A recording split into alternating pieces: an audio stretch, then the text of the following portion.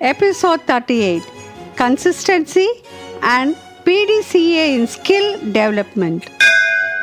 Hello, my dear friends. In the last episode, I gave you some basic principles about deliberate practice. I explained to you that world-class performers have gone through 10 years of rigorous practice in which they have put in 10,000 hours of work. I explained to you which will be taken or which will be counted for these 10,000 hours. In my executive seminars, people come and explain to me that even though they have been working very hard, they don't get the results.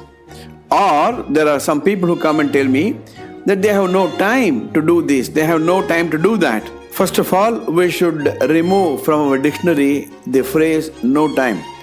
All of us have equal amount of time. Whether you are a prime minister of a country or whether you are an ordinary person, regardless of your racial differences, regardless of what your responsibilities are, all of us have the same amount of time. We should distinguish between effectiveness and efficiency. Effectiveness means producing the result. It is producing the effect. There is an effect. We want something to happen, effect. If we produce the effect, we are effective. Now I am going to the next parameter, value adding activities and non-value adding activities. Value adding activities are such activities which will produce the result which we aim at.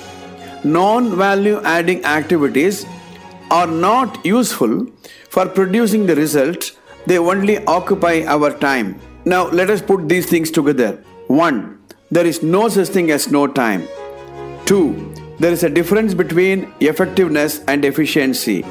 You have to produce the effect, which means that you are making effective use of the resources which are entrusted to you. The third one is you have to distinguish between value adding and non-value adding activities.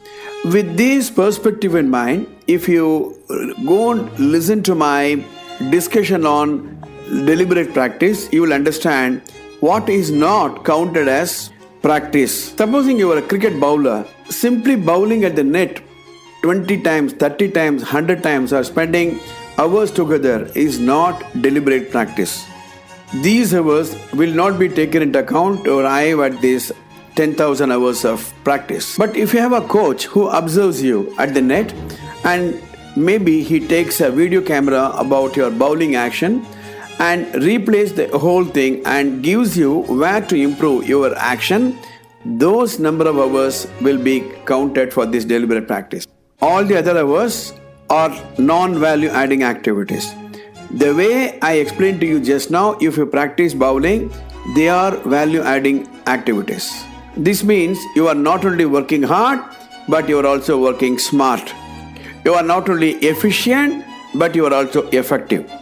In deliberate practice, consistency is very, very crucial.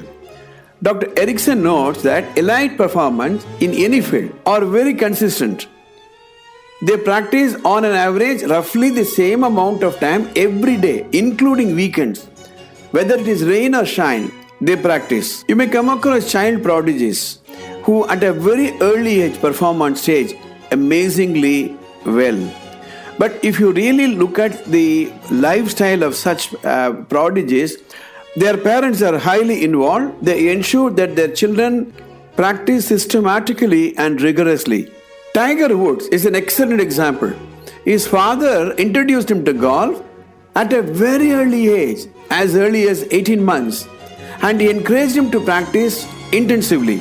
So Tiger Woods had racked up at least 15 years of practice by the time he became the youngest ever winner of the United States Amateur Championship. As early as 18 years of age, he never tried trying to improve, devoting many hours a day to conditioning and practice, even remaking a swing twice because that's a way to get even better. It's all about how you do what you are doing already. You create the practice in your work which requires a few critical changes. It may call for a small little change in your lifestyle. Maybe you will have to work even more number of hours. Maybe you will have to get up early, or you may have to sacrifice your holidays. There is a management principle called plan, do, check, act. PDCA is a 4-step management method which is used by business people to control and continuously improve their processes. The planning process involves very clearly identifying what result you want to produce. The doing process involves executing the minutest activities which you want to implement. The checking process involves whether you are getting the result expected and compare what you aimed at with what you are really getting. If there is a deviation, then you have to evolve other methods, other processes, other activities to ensure that you get the result. So in deliberate practice, this PDCA is also important. In fact, it is very relevant not only in organizational processes but also in personality development.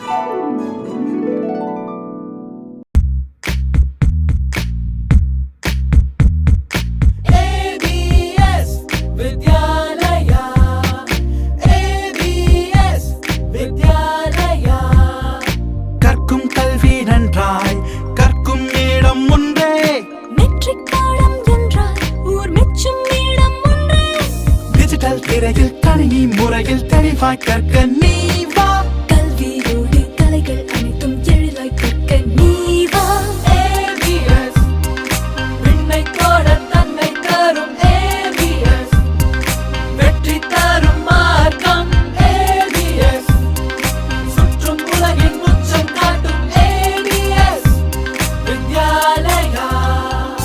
தரமான matric பாடத்திட்டத்துடன் ABS Vidyalaya Tiruvallur.